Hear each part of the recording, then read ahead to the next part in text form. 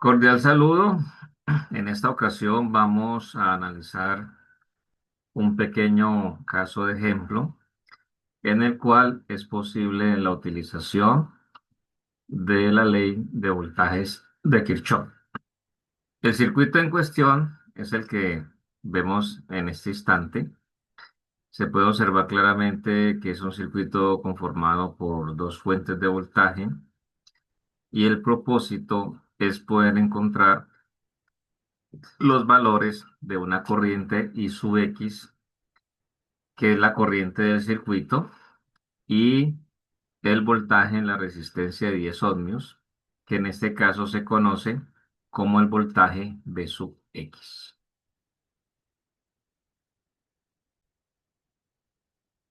Bueno, estando aquí en el espacio de trabajo, para poder llevar a cabo el análisis, pues mirando en principio lo relacionado con los nodos, encontramos que aquí tenemos un primer nodo. En esta parte encontramos un segundo nodo y en la parte inferior tenemos la oportunidad de encontrar un tercer nodo. Por lo tanto, este es un circuito que está conformado o tiene en su haber tres nodos que son los que se ven allí.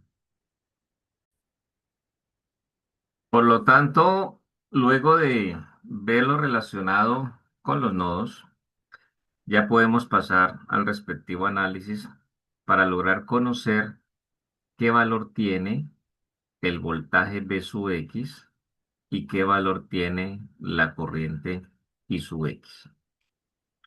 En este caso, como se había dicho previamente, es un circuito que está conformado por tres elementos. Se observa que cada elemento tiene una polaridad allí identificada. Lo tienen las fuentes de voltaje, que hay una fuente de voltaje de 3 voltios, otra fuente de voltaje de 1 voltio y hay una resistencia con un valor de 10 ohmios. Cada elemento tiene marcada la polaridad. Cuando hablamos de la polaridad, es importante tener en cuenta que es lo que acompaña normalmente a cada uno de los elementos, de tal manera que podamos ver con claridad el signo más y el signo menos. Normalmente estos signos están ubicados en lo que se podría considerar el extremo de cada elemento. Hay un buen número de ejercicios que nos pueden marcar desde un primer momento o una primera instancia dicha polaridad, pero también hay un buen número de ejercicios, de casos para resolver en los cuales esa polaridad no está indicada. Por lo tanto, más adelante tendremos la posibilidad de mirar lo que se puede hacer en este caso. En tal sentido, cuando uno ya tiene esa polaridad es útil para poder finalmente reconocer o mejor conocer los valores que se puedan tener de las incógnitas de algún circuito en particular. ¿Qué significa eso? Que mediante ya la aplicación de la ley de voltajes de Kirchhoff o la aplicación de la ley de corrientes de Kirchhoff, esta polaridad viene marcando ya el signo más o menos según sea el caso, y con base en eso, ya mediante la aritmética relacionada allí con el respectivo despeje, poder conocer la cantidad de la incógnita que se esté requiriendo.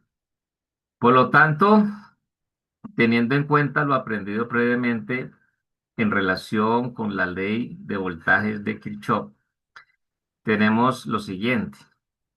Habíamos dicho que, por lo regular, una de las maneras de poder definir esta ley es que la sumatoria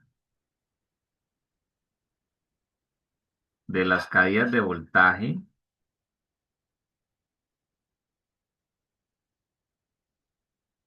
alrededor de una trayectoria cerrada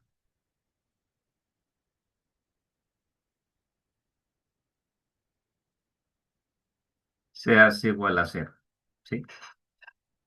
Estamos viendo que el circuito representa una trayectoria cerrada. Como hay una trayectoria cerrada, por lo tanto, se puede decir que hay una corriente presente. Entonces, el asunto es poder definir el punto de partida.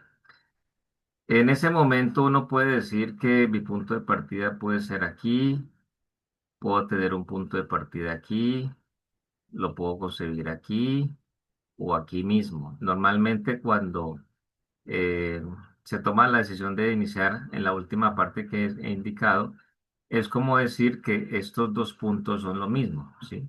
Los que están señalados allí por medio de las flechas. ¿Y eso por qué tiene que ver así o por qué se corresponde de esa manera? Precisamente por el hecho de que allí ya habíamos identificado que hay un nodo. Entonces, eh, cualquier punto que se establezca como la partida o para el inicio del análisis, finalmente nos debe representar el mismo resultado. Pero para que eso sea así, allí es donde entra la polaridad, que es muy importante para tener en cuenta. Entonces, en ese orden de ideas, vamos a considerar nuestro punto de partida justo aquí, antes del lado positivo de la fuente de 3 voltios. Cuando vamos a llevar a cabo la ley, la aplicación de la ley de voltaje de Kirchhoff, se tiene en cuenta el primer signo que acompaña al elemento, ¿sí? Entonces, este primer signo es un signo positivo. Por lo tanto, se puede decir que aquí tenemos más 3 voltios. Luego seguimos con la siguiente fuente, que es la fuente de 1 voltio. Entonces diremos más 1 voltio. Y luego viene eh, el voltaje que hay en la resistencia, conocido como V sub X, que es una de las incógnitas. Entonces aquí diremos nosotros más V sub X. En ese caso, todas las caídas de voltaje que están alrededor de esa trayectoria cerrada han sido consideradas. Por lo tanto, de acuerdo a lo que indica la ley, procede igualar a cero. ¿Sí? Procede igualar a cero. Entonces, cuando ya se tiene la ecuación, lo que hay que mirar a continuación es analizar qué es posible sumar y qué no. En este caso tenemos que hay allí una sumatoria de los 3 voltios con 1 voltio. Esas dos cantidades es posible sumarlas y vamos a decir que aquí nos da un resultado de más 4 voltios más el voltaje de su X, lo igualo nuevamente a cero. Y esto ya me da la oportunidad de despejar la incógnita que en este caso es B sub X. Entonces vamos a decir que B sub X es igual a menos 4 voltios.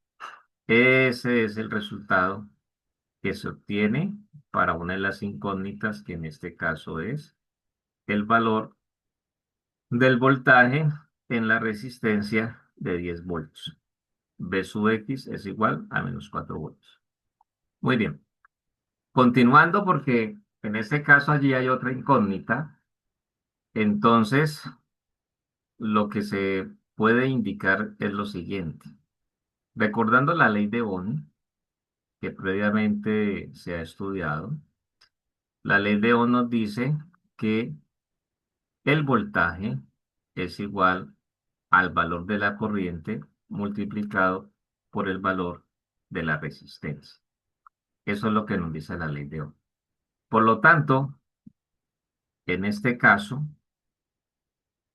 B sub X, que es un valor que ya se ha encontrado, es equivalente al voltaje en la resistencia de 10 ohmios. ¿Sí? Eso es. Y ese valor, como ya se ha dicho, es equivalente o igual a menos 4 voltios.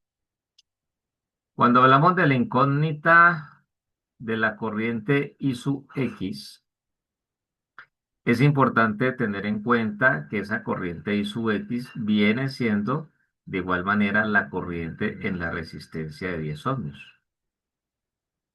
dado que esa corriente I sub X es la misma corriente que pasa por la fuente de 3 voltios, por la fuente de 1 voltio y por la resistencia de 10 ohmios. En tal sentido, si tenemos en cuenta que por medio de la ley de Ohm se puede decir que la corriente es equivalente al voltaje dividido el valor de la resistencia, entonces será posible decir, haciendo una analogía, que para el caso de la corriente I sub X, esta corriente I sub X es equivalente o será igual al valor del voltaje V sub X sobre el valor de la resistencia. En otras palabras, puedo decir que la corriente I sub X viene siendo V sub X, que son menos 4 voltios, dividido la resistencia de 10 ohmios, y por lo tanto, al hacer esa operación, se va a obtener que la corriente I sub X es equivalente entonces a menos 0,4 amperios, lo que será igual a manifestar que se tendrá un valor de menos 400 miliamperios.